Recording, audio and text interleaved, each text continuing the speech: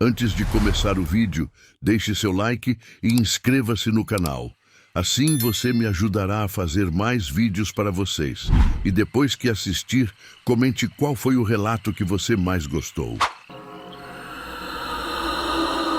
Lá nas terras do interior de Minas, onde o mato ainda é fechado e o silêncio da noite chega pesado, que nem cobertor de inverno, fica a Fazenda Santa Helena. É um lugarzinho que o pessoal dali conhece bem, mas que ninguém gosta muito de falar sobre o que aconteceu com o Juvenal. O Juvenal era um homem trabalhador, desses que acorda com o galo cantando e só para de trabalhar quando a lua já está alta no céu. Tinha umas mãos calejadas de tanto mexer com a terra e um coração bom que nem pão quentinho. Morava numa casinha simples com a mulher dele, a Dalva, e os dois filhinhos pequenos, o Antônio e a Maria Flor. A Fazenda Santa Helena tinha dessas coisas que o povo antigo deixava meio de lado. Tinha um poço velho lá no fundo, perto de uma mata fechada que ninguém sabia direito até onde ia. O poço era fundo que só a desgraça, todo cercado de pedra velha e musgo, e por cima tinha uma tampa de madeira meio podre que o vento às vezes fazia barulho. O patrão do Juvenal, seu Osvaldo, sempre falava para ninguém mexer naquele poço. Dizia que era perigoso, que a água lá embaixo estava contaminada e que podia fazer mal para quem bebesse. Mas o Juvenal sempre achou estranho, porque o poço parecia bem cuidado para uma coisa que supostamente estava abandonada. Foi numa sexta-feira de outubro, quando o calor estava de rachar pedra, que começou tudo. O Juvenal estava cuidando do gado no pasto quando viu uma coisa esquisita. Perto do poço velho, tinha umas pegadas no chão. Não era pegada de bicho do mato, nem de gente comum. Era uma marca comprida, meio arrastada, como se alguma coisa pesada tivesse passado por ali durante a noite. Ele ficou curioso, mas não falou nada para ninguém. Só guardou aquilo na cabeça e continuou trabalhando.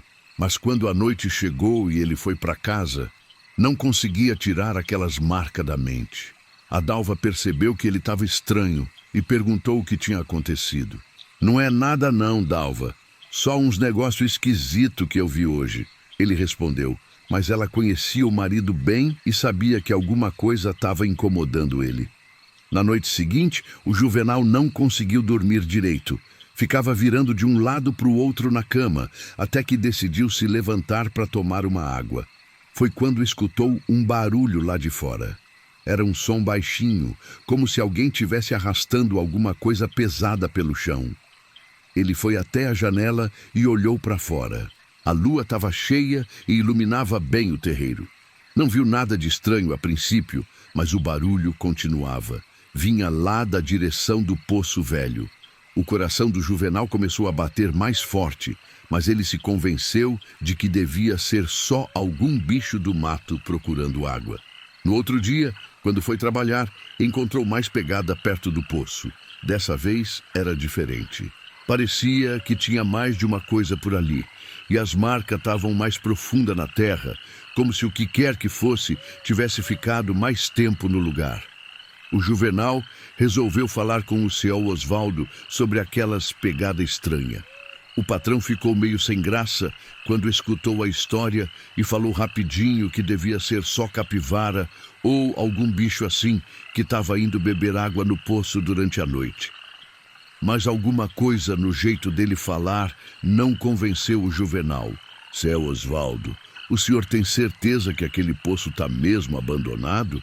Porque parece que alguém anda mexendo por lá, perguntou o Juvenal. Mas o patrão já tinha mudado de assunto e começado a falar sobre o trabalho do dia. Foi numa quarta-feira que o negócio ficou mais sério. O Juvenal estava voltando para casa mais tarde que o costume, porque tinha ficado ajudando uma vaca que estava com dificuldade no parto.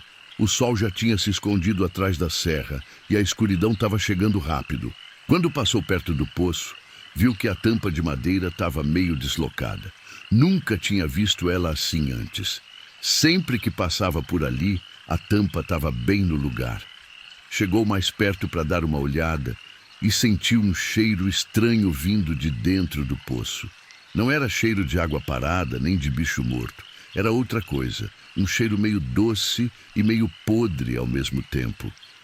O Juvenal se inclinou um pouquinho para ver se conseguia enxergar alguma coisa lá embaixo, mas estava muito escuro. Foi quando escutou um ruído vindo de dentro do poço. Um ruído baixo, como se alguma coisa tivesse se movendo na água lá no fundo. Ele se afastou rapidinho e correu para casa. Chegou ofegante e contou tudo para Dalva. Ela ficou preocupada e disse que ele não devia mais passar perto daquele poço, principalmente à noite. Juvenal, você conhece as histórias que o povo conta sobre lugar antigo assim? Melhor não mexer com essas coisas, ela falou. Mas o Juvenal estava curioso demais para deixar para lá.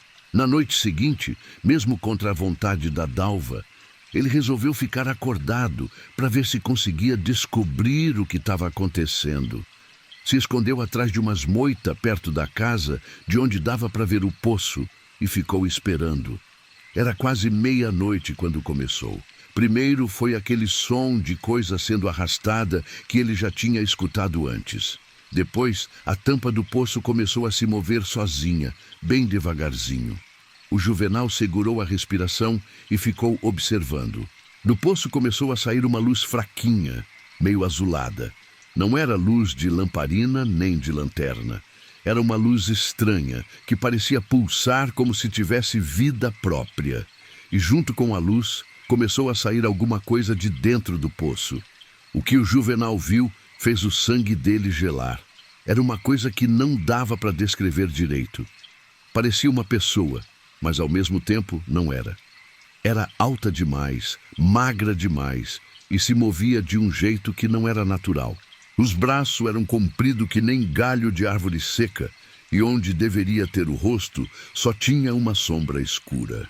A coisa saiu completamente do poço e ficou parada por um tempo, como se estivesse farejando o ar.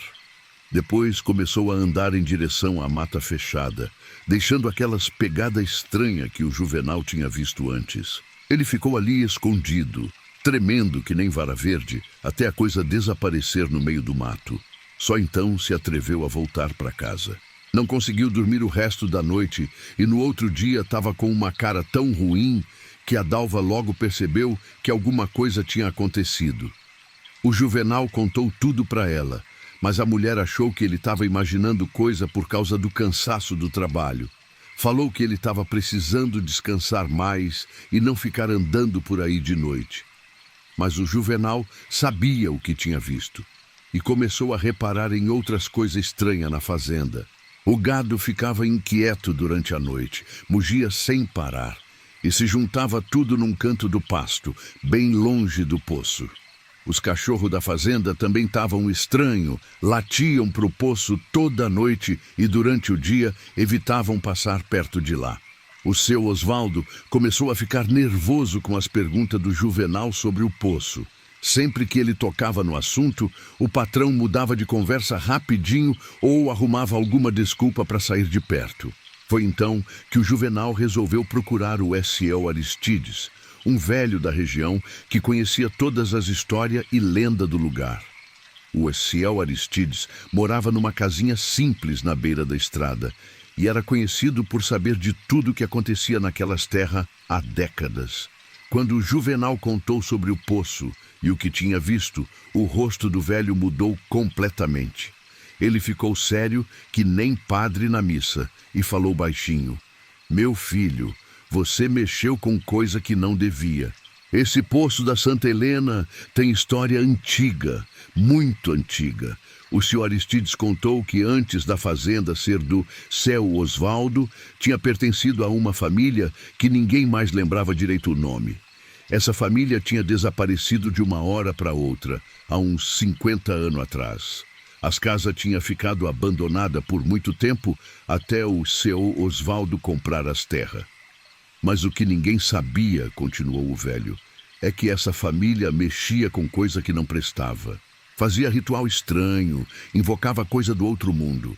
E o centro de tudo era aquele poço. O Seu Aristides explicou que o poço não era comum. Tinha sido escavado num lugar especial, onde as energias da terra eram mais fortes. A família antiga usava ele para se comunicar com coisa de outro plano. Mas alguma coisa deu errado e eles acabaram pagando caro por isso. A coisa que você viu, disse o velho, não é deste mundo. É alguma coisa que eles trouxeram de lá para cá e que ficou presa naquele poço. Por isso, o seu Osvaldo não deixa ninguém mexer lá. Ele sabe da história, mas tem medo de falar. O Juvenal saiu da casa do seu Aristides com mais medo ainda, mas também com mais curiosidade. Queria entender direito o que estava acontecendo e por que aquela coisa tinha voltado a aparecer depois de tanto tempo. Naquela noite, mesmo sabendo do perigo, resolveu se esconder de novo para observar o poço. Dessa vez, levou uma lanterna e uma faca, caso precisasse se defender. A Dalva implorou para ele não ir, mas ele estava decidido a descobrir a verdade. Ficou escondido no mesmo lugar de antes e esperou. Perto da meia-noite, tudo começou de novo. A tampa do poço se moveu, a luz azulada apareceu e a coisa saiu de lá de dentro. Mas dessa vez foi diferente. A criatura não foi direto para a mata. Ficou parada perto do poço por um tempo mais longo, virando a cabeça de um lado para o outro, como se estivesse procurando alguma coisa. Ou alguém. O coração do Juvenal disparou quando percebeu que a coisa estava olhando na direção dele. Mesmo sem conseguir ver direito o rosto dela, sabia que tinha sido descoberto. A criatura começou a andar devagar na direção da moita onde ele estava escondido. O Juvenal levantou e correu que nem louco em direção à casa. Escutou atrás dele um barulho estranho, como se a coisa tivesse começado a perseguir ele. Não olhou para trás nem uma vez, só correu até chegar em casa e trancar a porta. Ficou acordado o resto da noite olhando pela janela, mas não viu mais nada. No dia seguinte, foi até o lugar onde tinha se escondido e encontrou marca no chão. A criatura tinha chegado até bem perto de onde ele estava. A partir daquele dia, coisas estranhas começaram a acontecer na fazenda com mais frequência. Ferramentas de trabalho sumiam e apareciam em lugar diferente no outro dia. O gado ficava cada vez mais agitado. E às vezes, durante o dia, dava para ver uma sombra se movendo perto do poço, mesmo com o sol brilhando forte. O Juvenal começou a ficar paranoico. Sentia que estava sendo observado o tempo todo. A Dalva notou que ele estava mais magro e com olheira, mas ele não queria preocupar ela contando tudo o que estava acontecendo. Foi numa sexta-feira que o negócio chegou ao limite. O Juvenal estava trabalhando no campo quando viu o seu Osvaldo conversando com uns homens estranhos perto do poço. Eram 3 homens de terno escuro, completamente fora do lugar naquele ambiente rural.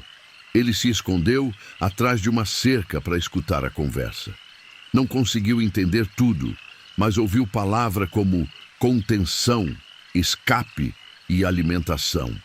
Um dos homens de terno perguntou se o espécimen estava se comportando conforme esperado.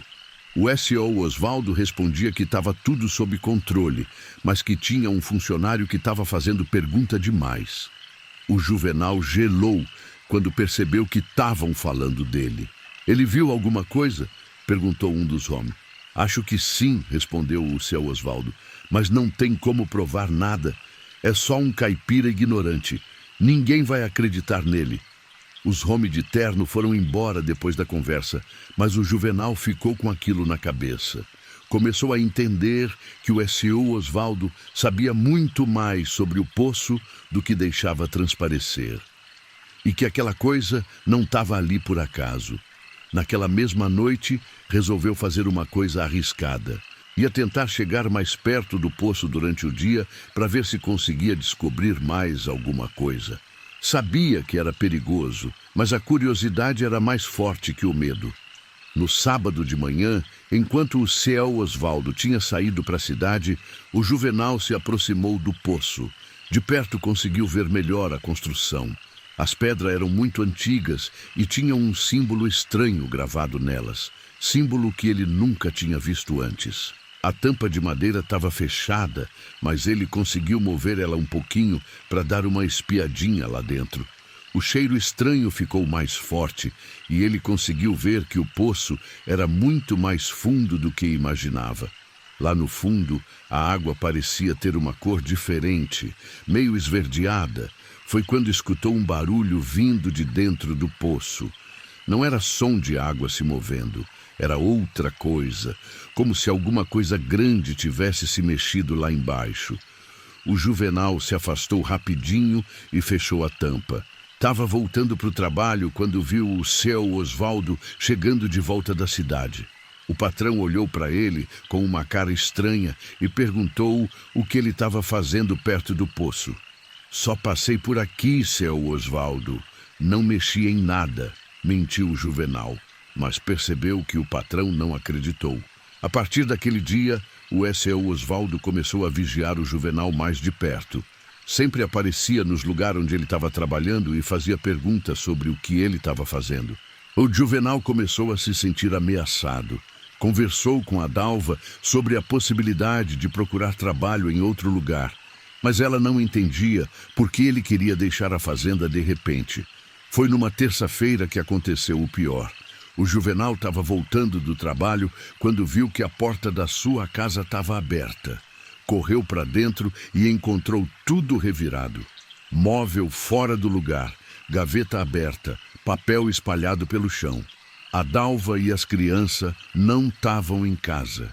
Tinham ido visitar a mãe dela na cidade vizinha e só voltariam no dia seguinte. O Juvenal ficou desesperado, tentando entender quem tinha feito aquilo e por quê. Foi quando encontrou um bilhete em cima da mesa da cozinha. Estava escrito com uma letra que ele não conhecia. Pare de mexer onde não deve. Última advertência. O coração dele disparou. Alguém estava ameaçando ele por causa do poço. Mas quem? O seu Osvaldo? Os homens de terno? Ou seria a própria criatura? Naquela noite o Juvenal não conseguiu dormir. Ficou acordado, olhando pela janela, esperando ver alguma coisa estranha. E não demorou muito para acontecer. Perto da 1 da manhã, viu uma luz se movendo lá perto do poço. Não era a luz azulada de sempre. Era uma luz amarela, como de lanterna. Alguém estava mexendo no poço durante a madrugada. O Juvenal saiu de casa bem devagar e se aproximou do lugar. Se escondeu atrás das árvores e conseguiu ver 2 figuras mexendo na tampa do poço. Reconheceu uma delas. Era o seu Osvaldo. A outra era um dos homens de terno que ele tinha visto antes.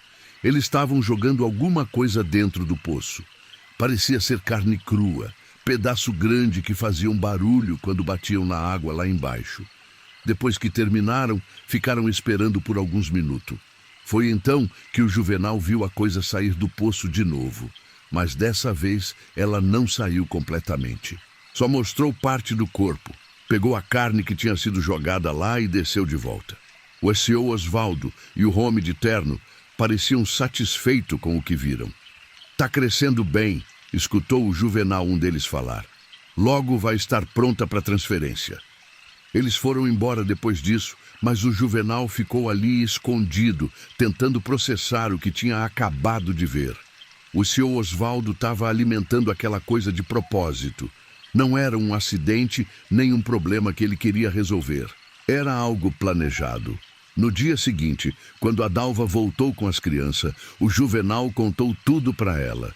Dessa vez ela acreditou, porque viu o estado da casa e percebeu o medo real nos olhos dele. Juvenal, nós temos que sair daqui, ela disse. Isso está ficando perigoso demais. Eles começaram a fazer plano para deixar a fazenda, mas sabiam que não seria fácil. Não tinham muito dinheiro guardado e precisavam de tempo para encontrar outro trabalho. Foi numa quinta-feira que o Juvenal tomou a decisão mais arriscada da vida dele. Ia tentar descobrir a verdade sobre o poço de uma vez por todas, mesmo que isso custasse a vida dele. Esperou a família dormir e saiu de casa levando uma corda, uma lanterna e a faca. Ia descer no poço para ver com os próprios olhos o que tinha lá embaixo. Chegou perto do poço e removeu a tampa completamente. O cheiro era insuportável de perto, mas ele aguentou. Amarrou a corda numa árvore próxima e começou a descer devagar. A descida parecia não ter fim. O poço era muito mais fundo do que qualquer poço normal. A lanterna iluminava as paredes de pedra e ele conseguiu ver mais símbolo estranho gravado ali. Quando finalmente chegou perto da água, o que viu fez ele quase soltar a corda de susto. A água não era água comum, era um líquido espesso, meio viscoso, com uma cor esverdeada que brilhava no escuro. E dentro desse líquido, alguma coisa se movia, alguma coisa grande. O Juvenal iluminou melhor com a lanterna e viu a criatura pela primeira vez de perto. Era ainda mais horrorosa do que imaginava. Parecia ser feita de carne e sombra ao mesmo tempo, com formato que mudava constantemente. Tinha vários braços que se moviam como tentáculo, e onde deveria ter olho, só havia buracos escuros. A coisa percebeu a presença dele e começou a se agitar mais. O líquido do poço começou a borbulhar, e a criatura começou a subir em direção a ele. O Juvenal puxou a corda desesperadamente, tentando sair de lá o mais rápido possível. Conseguiu chegar na superfície bem na hora que a criatura chegou onde ele estava antes. Saiu correndo, deixando a corda e a lanterna para trás. Chegou em casa ofegante e em pânico. Acordou a Dalva e contou o que tinha visto. Ela não questionou mais nada, só concordou que eles tinham que sair dali imediatamente. Começaram a arrumar as coisas ainda de madrugada, mas antes que pudessem terminar, escutaram barulho lá fora. Era o seu Osvaldo com mais 2 homens batendo na porta. "Juvenal, abre essa porta, eu sei que você estava mexendo no poço", gritou o patrão. A família se escondeu no fundo da casa, mas os homens forçaram a entrada. Encontraram eles tentando escapar pela janela dos fundos. "Vocês viram coisa que não deviam ver", disse o seu Osvaldo. "Agora vai ter que vir comigo para a gente resolver isso." Eles foram forçados a acompanhar os homens até o poço. Lá, o seu Osvaldo explicou a verdade sobre tudo. A fazenda não era uma fazenda comum.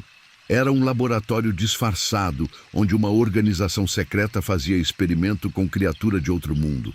O poço era um portal que conectava com uma dimensão diferente, e eles tinham trazido aquela coisa para cá para estudar ela. "Ela está crescendo bem", disse o seu Osvaldo. "Logo vai estar pronta para reproduzir e criar outras como ela. Vocês viram demais e agora são um risco para a operação." O Juvenal tentou proteger a família, mas os homens eram armados e eles não tinham como escapar. Foram forçados a ficar perto do poço enquanto os homens decidiam o que fazer com eles. Foi quando a criatura saiu do poço sozinha, sem ninguém chamar ela. Parecia mais agitada que o normal, como se tivesse sentido o cheiro de medo das pessoas ali perto. O seu Osvaldo tentou controlar a situação, mas a criatura não obedeceu como sempre. Em vez disso, ela atacou o homem mais próximo, envolvendo ele com os tentáculos e arrastando ele para dentro do poço. No caos que se seguiu, o Juvenal conseguiu pegar a família e correr. Escutaram gritos atrás deles, mas não olharam para trás. Correram pela mata fechada até chegarem na estrada principal, onde conseguiram parar um caminhão que os levou para a cidade. Nunca mais voltaram para a fazenda Santa Helena. O Juvenal conseguiu trabalho em outro lugar e a família tentou esquecer o que tinha acontecido. Mas às vezes, nas noites mais escuras, ele ainda sonha com aquela criatura e acorda suando frio. A fazenda Santa Helena foi abandonada depois disso. Dizem que o seu Osvaldo e os outros homens nunca foram encontrados. O poço foi lacrado com cimento, mas o pessoal da região jura que ainda escuta barulho estranho vindo de lá durante a madrugada. E o Juvenal, que hoje mora numa cidade pequena do interior, sempre avisa quem quiser escutar. Se você ver um lugar que parece abandonado, mas está bem cuidado demais, melhor passar longe, porque tem coisa nesse mundo que é melhor deixar quieta onde está. No sertão da Bahia, onde o sol queima a terra que nem ferro em brasa e o vento carrega poeira que entra até na alma, tinha uma estradinha de chão batido que cortava a fazenda do seu Alcides. Era uma estrada antiga, Dessas que o povo antigo fez muito tempo atrás, antes mesmo dos avô de quem mora lá hoje. O Edmilson conhecia bem aquela estrada. Trabalhava na fazenda há mais de 15 anos, cuidando do gado e da cerca, e sempre passava por ali quando precisava ir para o outro lado da propriedade. Era um homem simples, de pouca conversa, mas trabalhador que só vendo. Morava numa casinha nos fundos da fazenda com a Conceição, mulher dele, e os 3 filhos, o Reinaldo, a Juscelia e o pequeno Valdeci. A estrada em si não tinha nada demais. Era só um caminho estreito que passava por uma baixada onde tinha umas árvores mais velhas e um monte de pedra empilhada de jeito estranho. O Ciel Alcides sempre falava para os funcionários não passarem por ali depois que escurecia, mas nunca explicava direito o motivo. Só dizia que era perigoso e que tinha jeito melhor de ir para o outro lado da fazenda. O Edmilson sempre achou aquilo meio exagerado. Que perigo podia ter numa estradinha de terra no meio do mato? Mas respeitava o patrão e sempre evitava passar por lá de noite. Até o dia que não teve escolha. Foi numa terça-feira de novembro, quando o calor estava de matar e o gado andava inquieto por causa da seca. Uma das vacas tinha se perdido e o Edmilson passou o dia inteiro procurando ela. Quando finalmente encontrou a danada, já era quase noite e ele estava do lado errado da fazenda. Para voltar para casa pelo caminho normal, ia demorar mais de 1 hora. Pela estradinha da baixada, chegava em casa em 20 minutos. O Edmilson olhou para o céu que já estava escurecendo e resolveu arriscar. Afinal, era só uma estrada. Que mal podia fazer? Montou no cavalo e começou a descer pela trilha. As árvores dos 2 lados faziam sombra mesmo com a pouca luz que restava do dia. E o lugar ficou meio sombrio. Mas o Edmilson não era homem de se assustar fácil. Então, continuou seguindo. Foi quando chegou na parte onde tinha as pedras empilhadas que começou a sentir alguma coisa estranha. O cavalo ficou nervoso, relinchou baixinho e começou a andar mais devagar. Os ouvidos do bicho ficaram em pé, como se estivesse escutando algum barulho que o Edmilson não conseguia ouvir. Ele olhou ao redor, mas não viu nada de diferente. Só as pedras velhas, umas árvores retorcidas e o mato crescendo por todo lado. Mesmo assim, teve a sensação de que alguma coisa estava observando ele de algum lugar. "Anda logo, trovão!" falou para o cavalo, dando uma leve esporada. Mas o bicho continuava relutante, pisando devagar e virando a cabeça de um lado para o outro. Foi quando o Edmilson reparou melhor nas pedras. Não estavam empilhadas de qualquer jeito, como ele sempre tinha pensado. Tinha um padrão ali, como se alguém tivesse arrumado elas de propósito. Parecia quase que nem túmulo. O coração dele deu uma acelerada quando percebeu isso. Túmulo? Ali no meio do nada? Mas quanto mais olhava, mais certeza tinha. Aquelas pedras marcavam sepultura, várias delas espalhadas pela baixada. Era um cemitério antigo e abandonado, perdido no meio da mata. O Edmilson sentiu um arrepio subir pela espinha.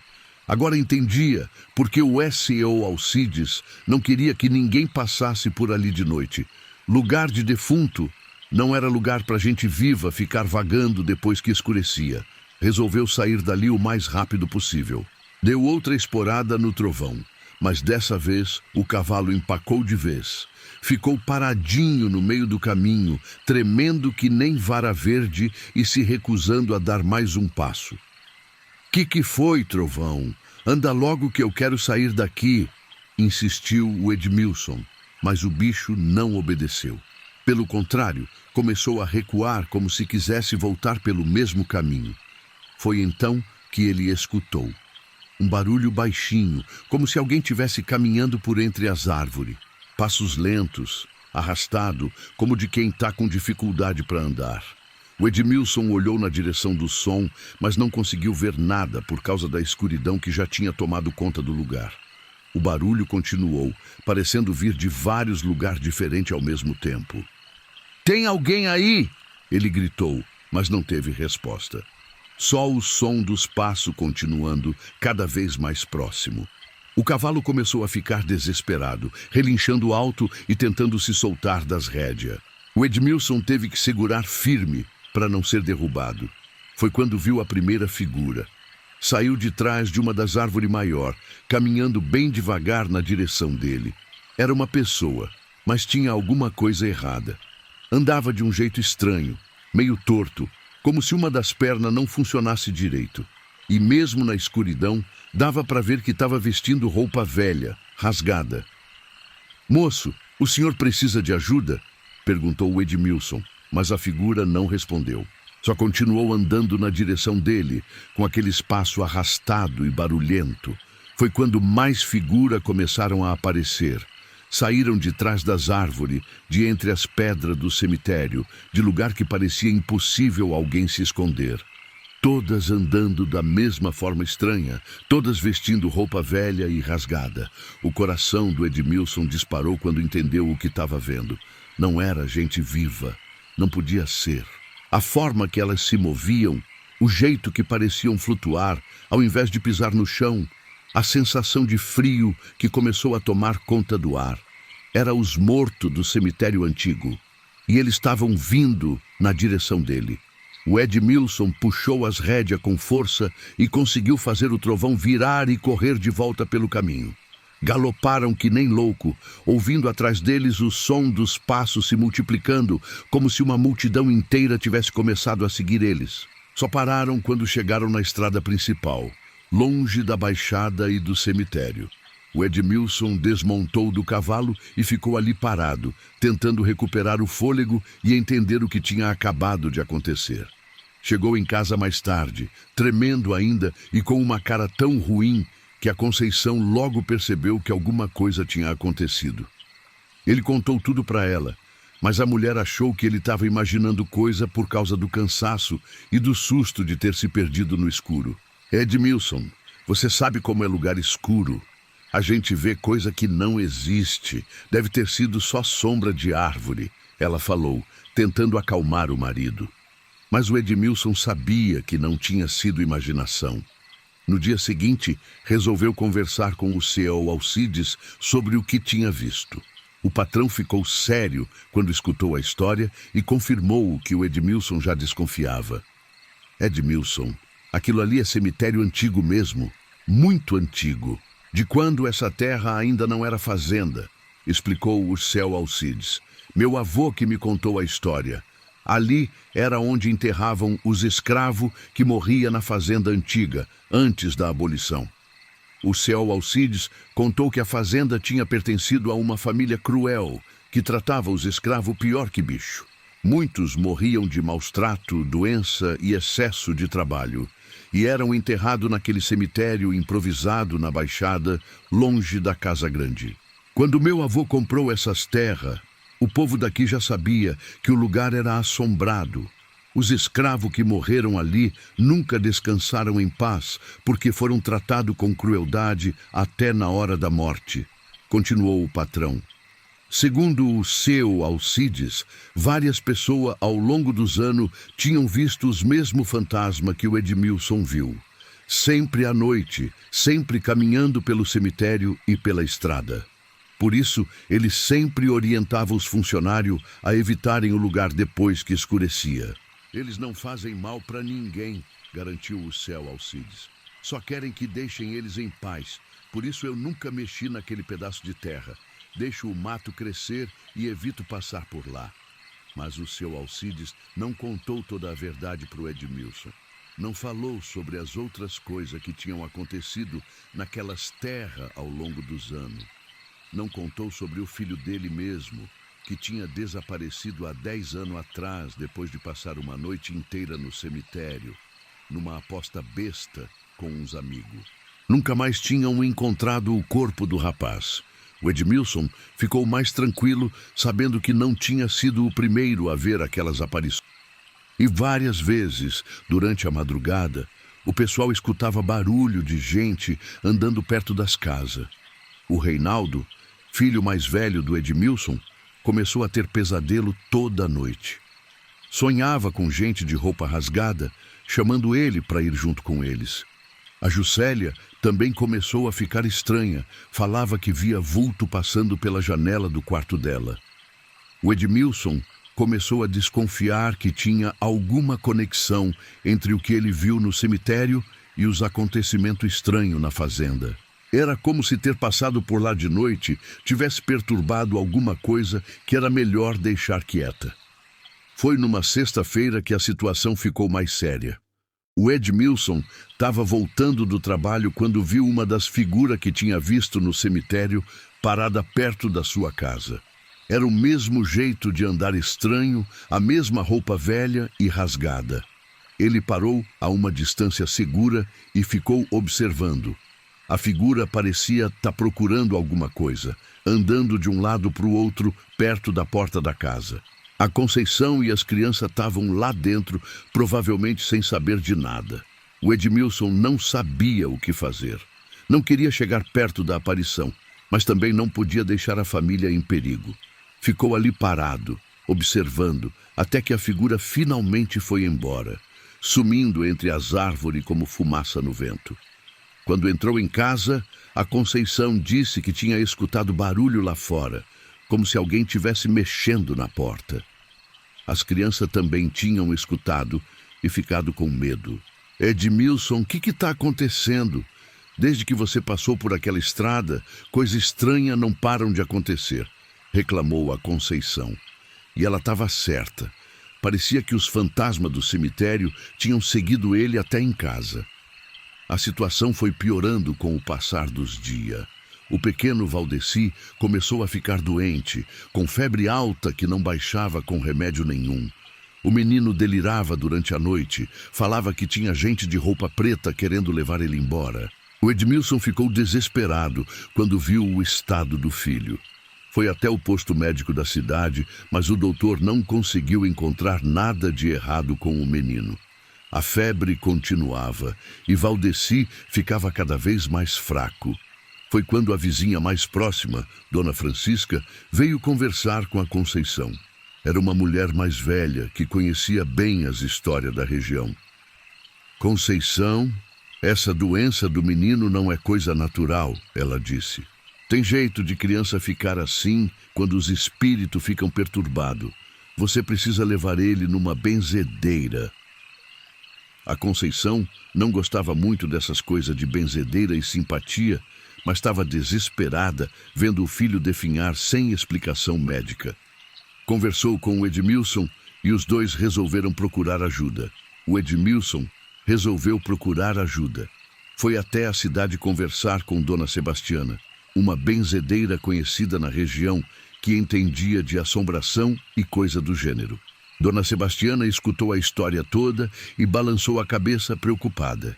Explicou que quando uma pessoa passava por lugar sagrado dos mortos sem a devida proteção, podia acabar chamando a atenção deles.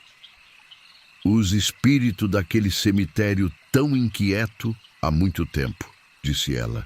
Eles sofreram muito em vida e não conseguem descansar. Quando você passou por lá, eles sentiram sua presença e agora estão tentando se comunicar. A benzedeira explicou que os fantasmas não queriam fazer mal, mas precisavam de alguma coisa. Talvez uma oração pelos mortos ou algum tipo de reconhecimento do sofrimento que passaram em vida. Mas agora a situação complicou, continuou Dona Sebastiana, depois de examinar o pequeno Valdeci. Eles estão querendo levar a criança junto. Isso acontece às vezes quando os espíritos ficam muito agitados. Eles procuram companhia, principalmente criança nova. O coração do Edmilson gelou quando escutou isso. Mas como que eu faço para parar isso? Perguntou desesperado. Você vai ter que voltar lá, disse Dona Sebastiana. Mas dessa vez vai levar proteção e vai fazer as coisas do jeito certo. E vai ter que levar oferenda também. Comida, vela, flores, coisa para mostrar respeito pelos mortos. Ela deu para Edmilson um rosário benzido, umas ervas para queimar e ensinou uma oração especial para recitar no cemitério. Explicou que ele tinha que ir de dia, quando os espíritos estavam mais calmos, e pedir perdão por ter perturbado o descanso deles. Também deu um patuá especial para o pequeno Valdeci usar no pescoço, para proteger ele da influência dos espíritos, enquanto o Edmilson não resolvesse a situação no cemitério. O Edmilson não gostou nada da ideia de voltar ao cemitério, mas o estado do filho estava ficando cada vez pior. A febre tinha baixado um pouco depois da bênção, mas o menino continuava fraco e falava dormindo sobre gente querendo levar ele para longe. Foi numa segunda-feira de manhã, quando o sol estava alto e forte, que ele se dirigiu novamente para a estradinha da Baixada. Dessa vez foi a pé, levando a erva e o rosário que Dona Sebastiana tinha dado, além de um saco com vela, flores do campo e uns pedaços de rapadura. Chegou no cemitério antigo e conseguiu ver melhor como o lugar realmente era. Tinha dezenas de sepultura marcada com pedras simples espalhada por toda a baixada. Algumas tinha resto de cruz de madeira, outras só um monte de pedra empilhada. Era um lugar triste, abandonado, que contava a história de muito sofrimento. Com a luz do dia, o Edmilson conseguiu perceber detalhes que não tinha visto na noite do susto. Havia resto de corrente de ferro enterrada na terra perto de alguns túmulos, pedaço de tecido velho pendurado nos galhos das árvores, e em algumas pedras, marca que pareciam ter sido feita com unha ou com ferro, como se alguém tivesse tentado escrever alguma coisa. O Edmilson acendeu as ervas, que fizeram uma fumaça cheirosa subir para o céu. Depois acendeu as velas e colocou elas em volta do cemitério, uma para cada sepultura que conseguia identificar. Espalhou as flores e os pedaços de rapadura pelo chão como oferenda. Depois, ajoelhou no meio do cemitério e começou a recitar a oração que Dona Sebastiana tinha ensinado. Era uma oração pedindo paz para os mortos e perdão por ter perturbado eles. Enquanto orava, sentiu uma presença ao redor dele. Não era assustadora como na noite que passou correndo por ali. Era diferente, mais calma, como se os espíritos tivessem vindo escutar o que ele tinha para dizer. O vento parou completamente e um silêncio estranho tomou conta do lugar. O Edmilson continuou orando, pedindo para os espíritos que deixassem sua família em paz e que encontrassem o descanso que mereciam. Foi quando escutou uma voz baixinha, quase um sussurro, que parecia vir de todos os lugares ao mesmo tempo. Lembra de nós. O Edmilson se arrepiou todo, mas não parou de orar. Continuou pedindo paz para os mortos e prometendo que nunca mais ia esquecer da história deles, que ia contar para os filhos e para os netos sobre o sofrimento que tinha acontecido naquelas terras. Terminou a oração e ficou ali em silêncio por alguns minutos. Sentiu como se um peso tivesse saído dos ombros dele, como se alguma coisa tivesse sido resolvida. O vento voltou a soprar e os passarinhos começaram a cantar de novo. Quando voltou para casa, encontrou o pequeno Valdeci brincando no terreiro, com a febre completamente sumida e uma cor boa na cara. A Conceição estava chorando de alívio, dizendo que o menino tinha melhorado de repente, como se nada tivesse acontecido. As coisas começaram a melhorar na fazenda também. As desaparições pararam de acontecer. O gado voltou ao normal e a família conseguiu dormir em paz novamente. Os pesadelos do Reinaldo pararam e a Juscelia voltou a ser a menina alegre de antes. Mas o Edmilson sabia que sua responsabilidade não tinha acabado ali. Toda semana ele voltava ao cemitério durante o dia para limpar o mato ao redor da sepultura e acender uma vela para os mortos. Começou a pesquisar a história da fazenda antiga e descobriu os nomes de alguns dos escravos que tinham sido enterrados ali. Conseguiu convencer o S.O. Alcides a colocar uma placa simples no cemitério, com os nomes que ele tinha descoberto, e uma oração para os mortos. Não era muito, mas era uma forma de mostrar que aquelas pessoas não tinham sido esquecidas. O S.O. Alcides, vendo o resultado do que o Edmilson tinha feito, finalmente contou a verdade sobre o filho que ele tinha perdido. Explicou como o rapaz tinha ido para o cemitério numa noite, desafiando os espíritos, e nunca mais tinha voltado. Você fez o que eu devia ter feito há muito tempo, admitiu o patrão. Devia ter cuidado daquele lugar com respeito, ao invés de só evitar ele. O Edmilson continuou evitando passar pela estradinha à noite, mas agora por respeito, não por medo. Sabia que ali descansavam pessoas que tinham sofrido muito em vida e mereciam ter seu sono respeitado.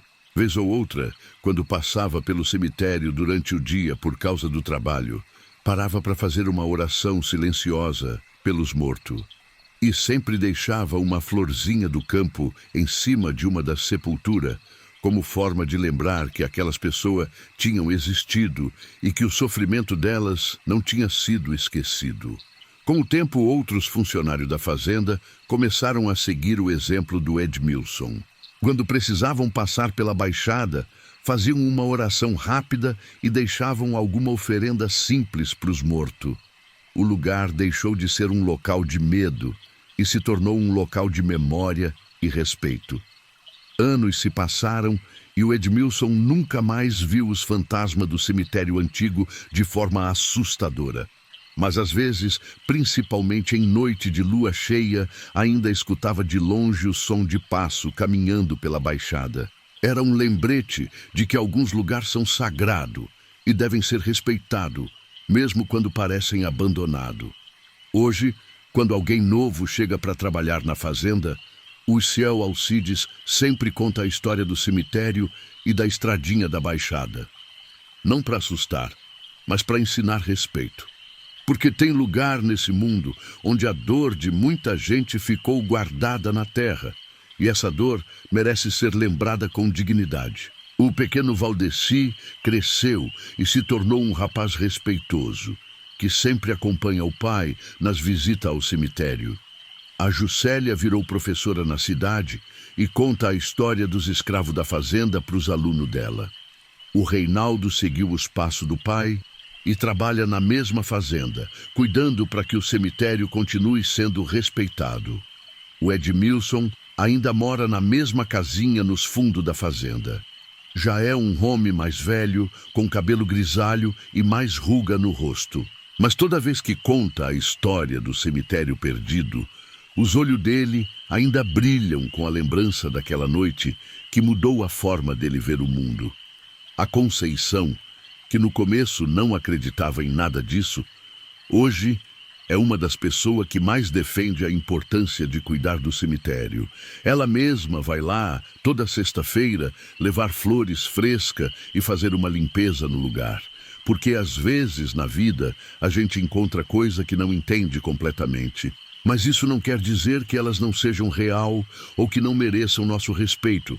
O importante é saber que nem tudo nesse mundo pode ser explicado e que algumas histórias são verdadeiras mesmo quando parecem impossível de acreditar. E se você um dia se encontrar numa estrada estranha à noite e vir vulto caminhando entre as árvores, lembre da história do Edmilson. Às vezes é melhor dar meia volta e procurar outro caminho do que mexer com coisa que a gente não conhece. Porque tem lugar onde o passado ainda vive e nem sempre ele está pronto para receber visita. Mas se o destino levar você para um desses lugares, lembre também que o respeito e a humildade podem transformar medo em compreensão e terror em paz. Porque os mortos não querem assustar os vivos, eles só querem ser lembrados com dignidade e ter seu descanso respeitado. Severino dos Santos nunca tinha visto nada igual naqueles 52 anos de vida na roça. Criado ali mesmo na fazenda Santa Rita, no sertão da Paraíba, ele conhecia cada palmo daquela terra seca como a palma da própria mão.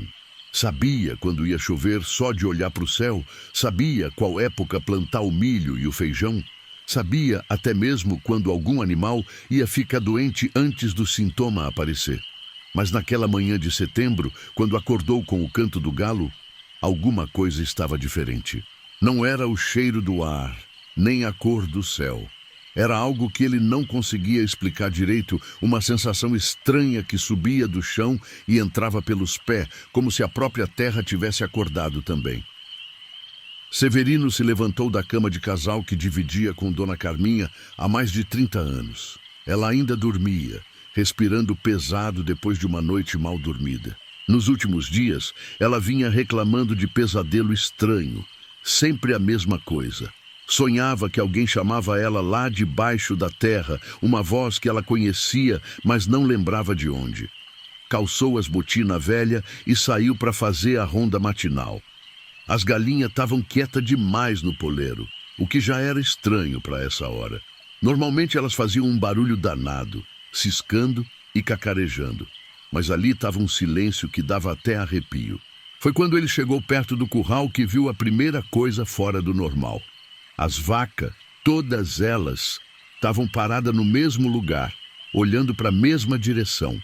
Não estavam pastando, não estavam ruminando, só ficavam ali parada, como se estivessem vendo alguma coisa que ele não conseguia ver.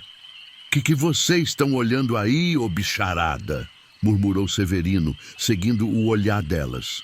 O que as vacas estavam olhando era o terreno mais baixo da propriedade, um lugar que sempre foi meio alagadiço, onde ele nunca conseguiu plantar nada direito. A terra ali era mais escura, mais úmida, e tinha um cheiro diferente, meio azedo, que ficava mais forte quando chovia. Severino se aproximou devagar daquele pedaço de terra. Quanto mais perto chegava, mais forte ficava uma sensação estranha, como se alguém tivesse enterrado algo ali e agora tivesse tentando sair. O chão parecia meio mole embaixo dos pés, como se fosse areia movediça, mas ele sabia que ali sempre foi terra firme. Foi aí que ele ouviu pela primeira vez. Era um som baixinho, quase um sussurro, que parecia vir de dentro da terra. Não dava para entender o que estava falando, mas tinha ritmo, como se fosse uma conversa ou uma oração. Severino sentiu os cabelos do braço arrepiar e deu uns passos para trás. Deve ser o vento nas folhas, pensou, tentando se convencer. Mas não tinha vento nenhum naquela manhã. O ar estava parado, quente e úmido, como sempre ficava antes de uma chuva grande. Severino voltou para casa meio perturbado. Dona Carminha já estava acordada, fazendo o café da manhã na cozinha. Ela olhou para ele com cara de preocupação. "Você está com uma cara esquisita, Severino. Aconteceu alguma coisa lá fora?" Ele hesitou um pouco antes de responder. Dona Carminha já andava nervosa com os pesadelos. Não queria preocupar ela mais ainda. "Não, mulher, é só que as vacas estão meio estranhas hoje. Deve ser o tempo que vai mudar." Mas durante o café da manhã, ele ficou pensando naquele som que tinha ouvido. Tinha alguma coisa familiar nele, como se já tivesse escutado antes, mas não conseguia lembrar onde nem quando. Os dias foram passando e a sensação estranha só foi aumentando. Todo dia de manhã, quando Severino ia fazer a ronda, as vacas estavam na mesma posição, olhando para o mesmo lugar. E o som continuava vindo debaixo da terra, cada dia um pouco mais forte, um pouco mais claro. Dona Carminha também começou a reclamar que estava ouvindo coisa, principalmente de noite. Quando estava tentando dormir, ela dizia que escutava alguém chamando o nome dela lá de fora. Mas quando Severino ia verificar, não tinha ninguém. "Deve ser sua imaginação, mulher. Você anda muito nervosa." Mas, no fundo, ele sabia que não era imaginação. Ele também estava começando a escutar coisas. Durante o dia, quando estava trabalhando na roça, às vezes ouvia uma voz que parecia vir do chão, falando palavra que ele não entendia. E de noite, quando deitava para dormir, tinha a impressão de que alguém estava andando embaixo da casa, fazendo o assoalho ranger. Depois de 2 semanas daquilo tudo começar, Severino decidiu conversar com Dona Carminha sobre o que estava acontecendo. Não dava mais para esconder. Os dois estavam perdendo o sono, e até os vizinhos mais próximos já tinham comentado que estava acontecendo coisa estranha na fazenda Santa Rita. Foi numa tarde de domingo, depois do almoço, que ele contou tudo para a mulher. Ela escutou em silêncio, balançando a cabeça de vez em quando, como se tudo aquilo fizesse sentido.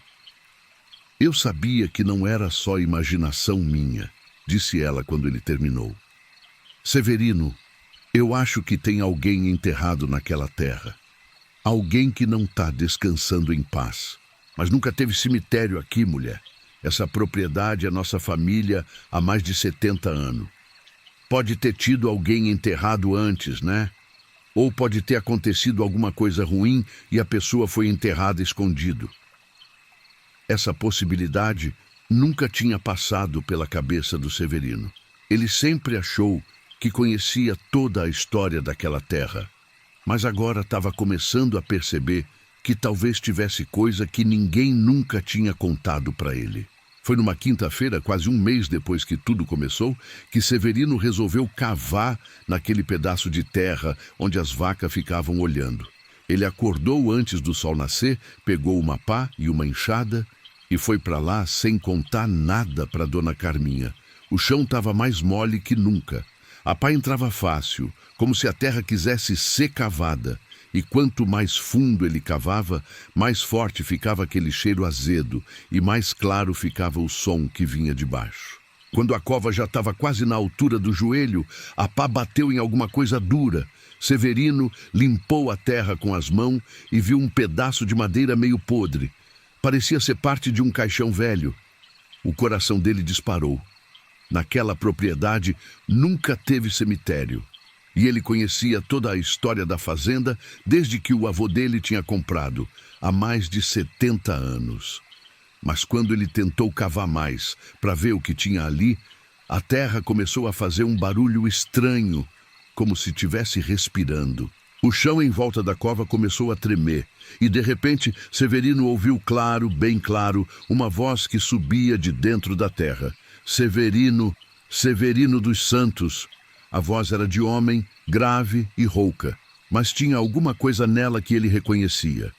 Não era uma voz desconhecida, era uma voz que ele já tinha ouvido antes, mas não conseguia lembrar onde. Ele largou a pá e saiu correndo dali, com o coração batendo descompassado no peito.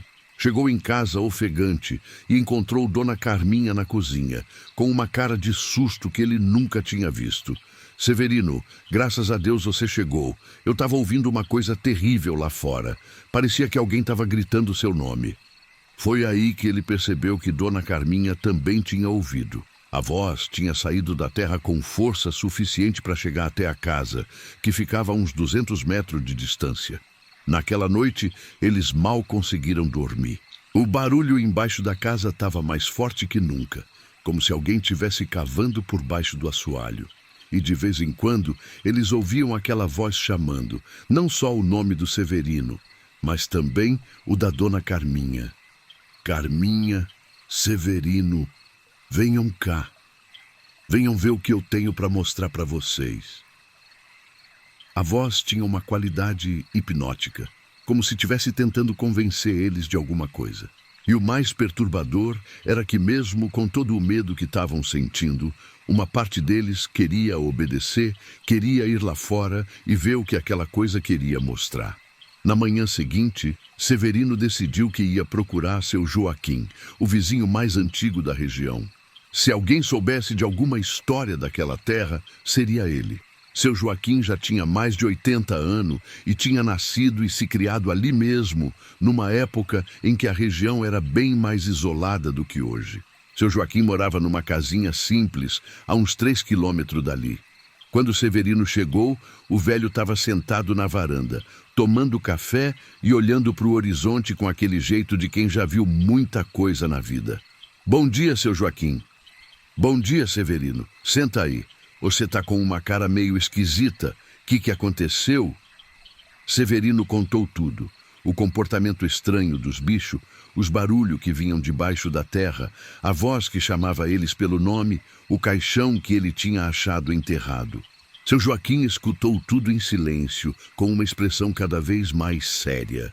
Quando Severino terminou de contar, o velho ficou um tempo sem falar nada, só mexendo o café com a colherzinha. Severino, disse ele finalmente, Eu estava esperando que esse dia ia chegar. Meu pai já tinha me contado essa história e o pai dele tinha contado para ele. Mas eu esperava que fosse ficar enterrada para sempre. Que história, seu Joaquim! O velho suspirou fundo antes de começar a falar. Há muito tempo atrás, deve ter sido uns 80, 90 anos, morava nessa região um homem chamado Inácio Ferreira. Ele era meio estranho, sabe? Não gostava muito de conversar com ninguém. Vivia sozinho numa casinha que ficava mais ou menos onde é sua propriedade hoje. Severino sentiu um calafrio quando ouviu o nome. Inácio Ferreira. Esse nome tinha alguma coisa familiar, mas ele não conseguia lembrar de onde conhecia. O Inácio, continuou seu Joaquim, tinha uma obsessão estranha com a terra. Ele dizia que a terra conversava com ele, que ela contava segredo para quem soubesse escutar. O povo achava que ele era meio louco, mas deixava ele quieto, porque ele não incomodava ninguém. E ele fazia o que da vida?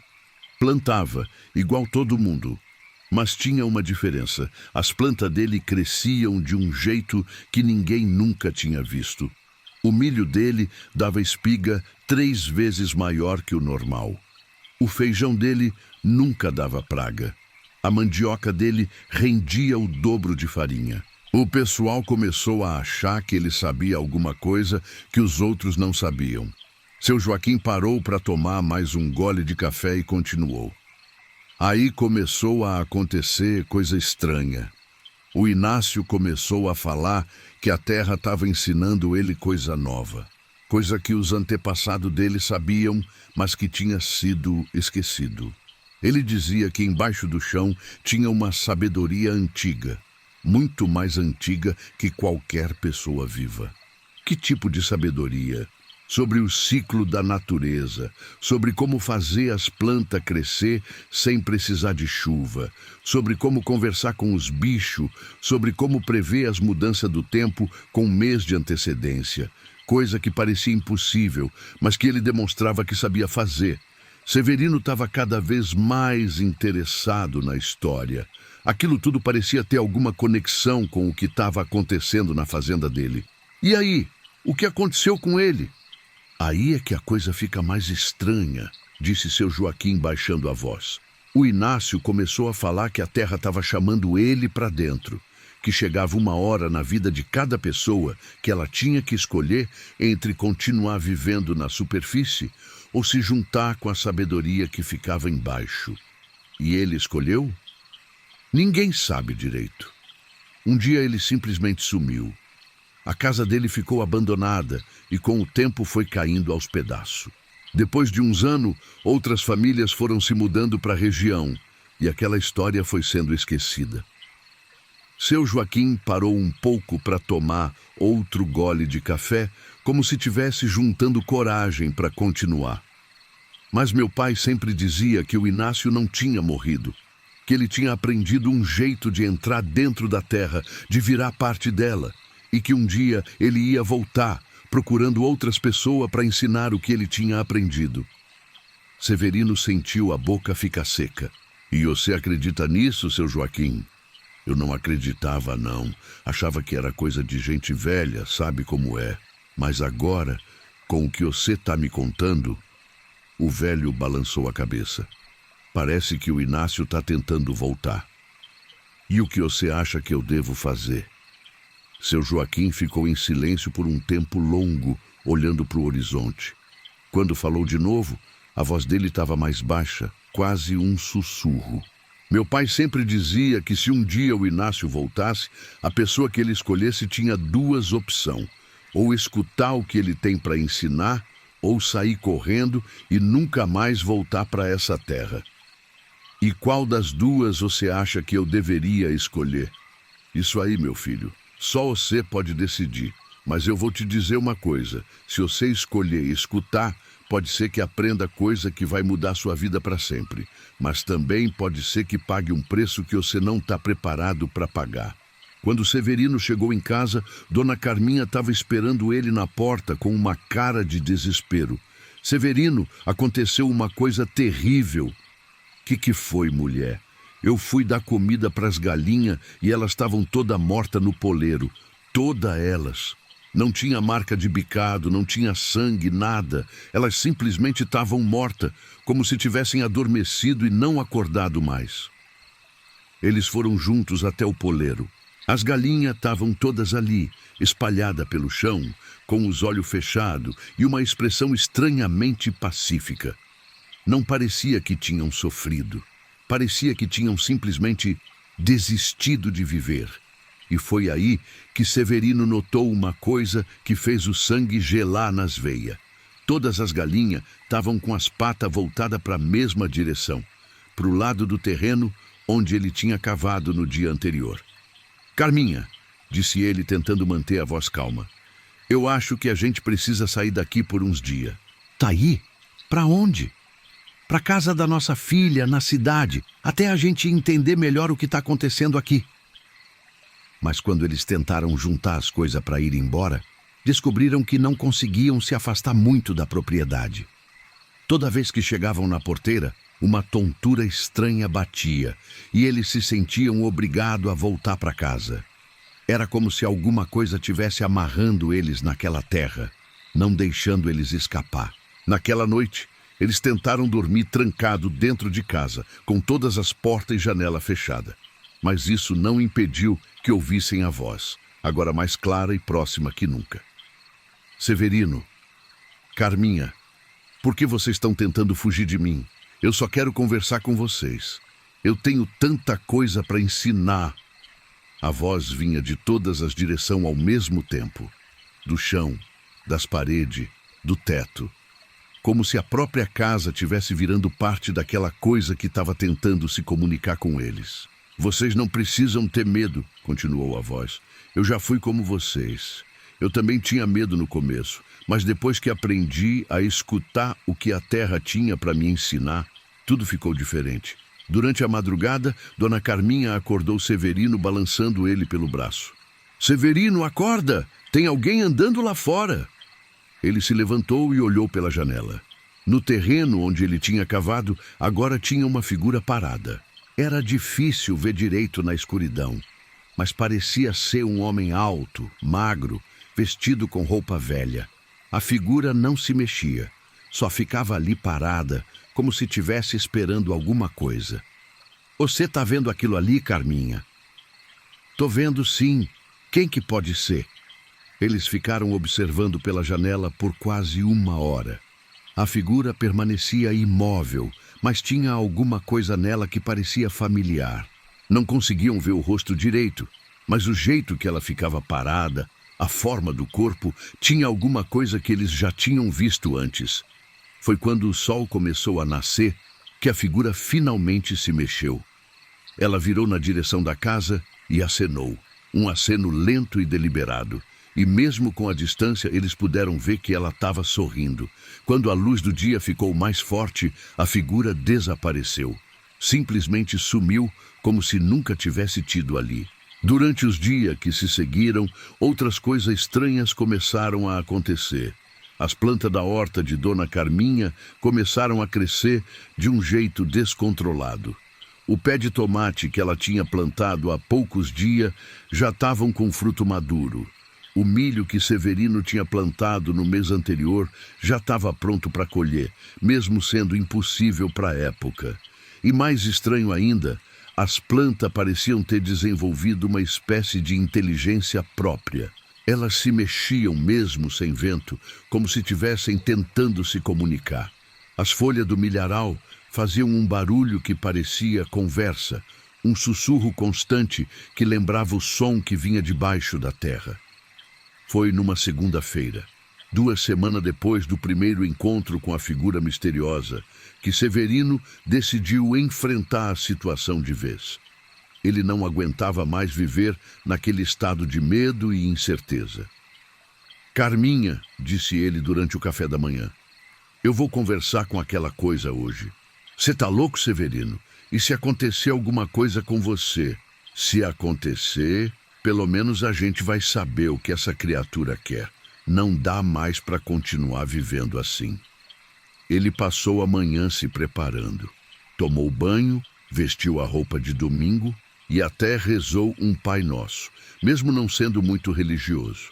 Quando o sol começou a se pôr, ele saiu de casa e caminhou na direção do terreno onde tudo tinha começado. O buraco que ele tinha cavado agora era muito maior. Parecia que alguém tinha continuado o trabalho durante a noite, cavando mais fundo e mais largo.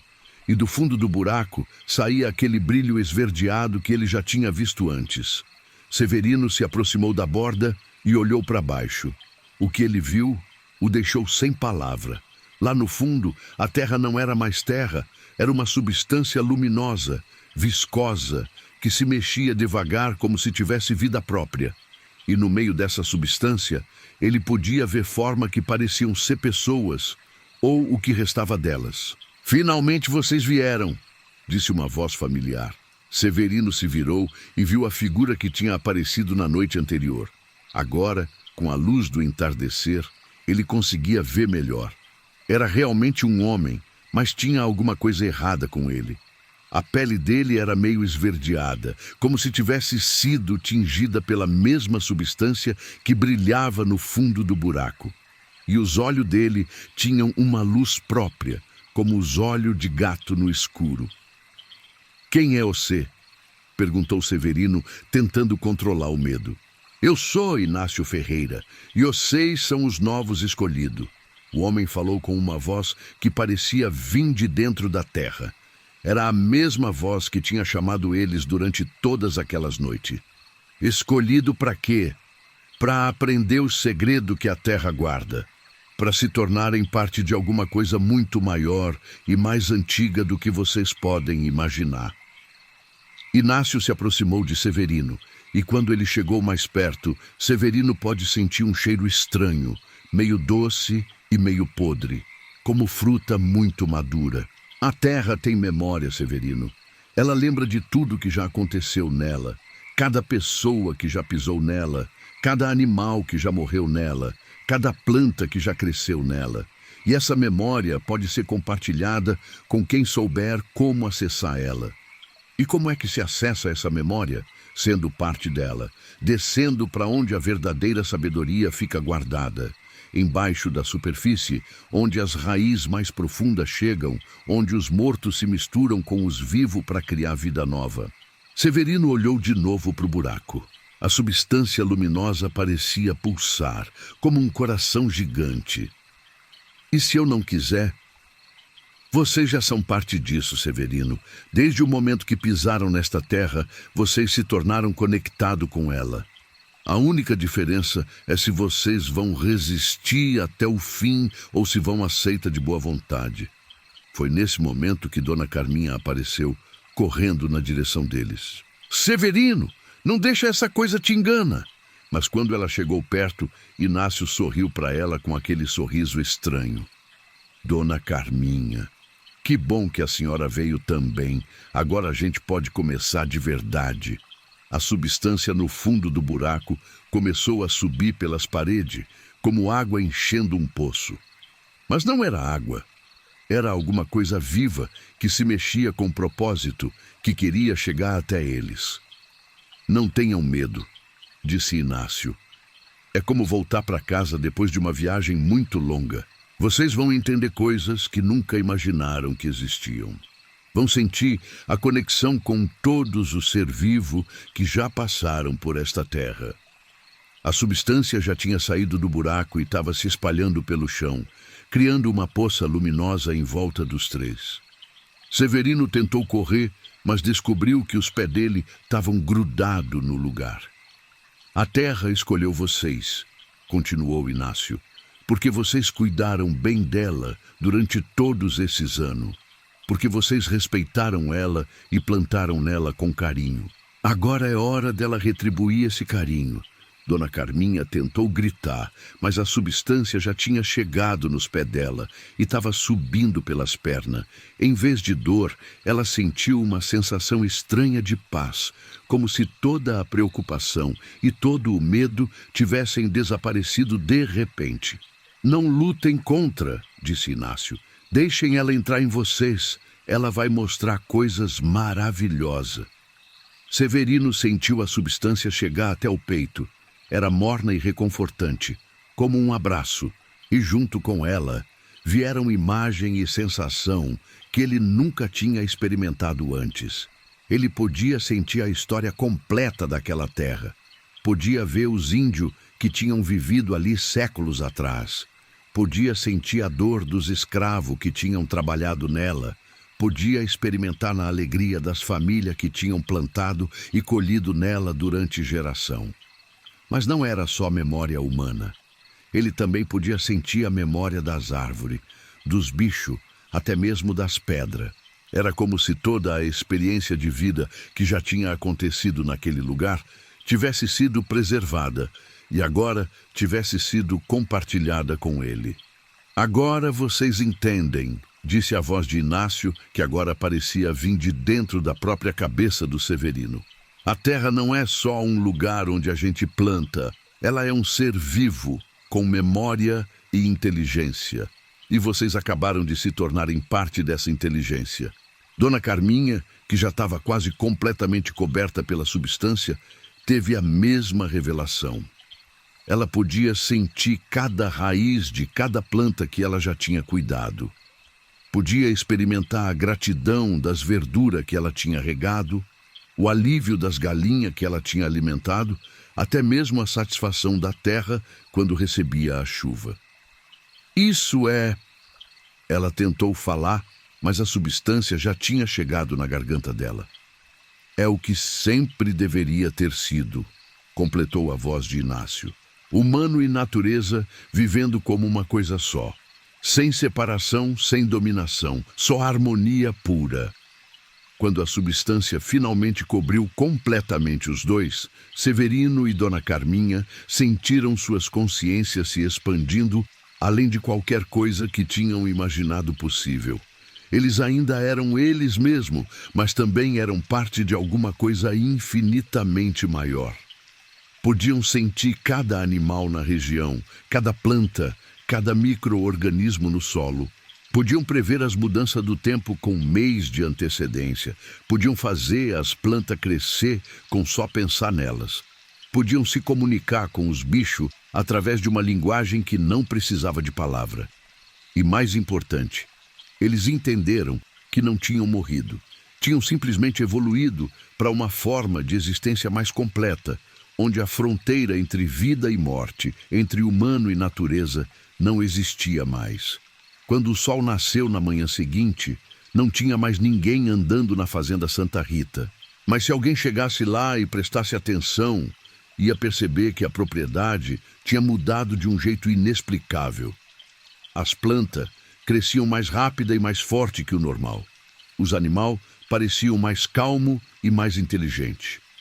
A própria terra parecia mais fértil, mais viva, como se tivesse sido alimentada por alguma força poderosa.